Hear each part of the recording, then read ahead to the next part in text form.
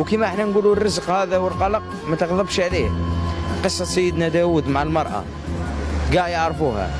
المرأة كانت كاين واحد المرأة في الزمن هذاك تاع سيدنا داود كانت عندها اليتامى كما احنا نقولوا. كانوا عندها اليتامى. هي كانت تخدم كما احنا نقولوا زربيات وليطابي هذوك تاع بكري. كانت تقلعهم وتروح تبيعهم وتشري هذوك صوالح وتوكل ولادها. هي واحد النهار جا واحد الطائر فدلها البساط وراح. حارت هي تقول لك انا دوك كيف نوكل ولادي ما على باليش. جات قرب على سيدنا داود دخلت ليه قالت له أربك عادل أم ظالم؟ قال لها اتقي مولاك يا مرأة كيف تقولي على ربي ظالم؟ قصت عليها القصة وهي كملت القصة. دق الباب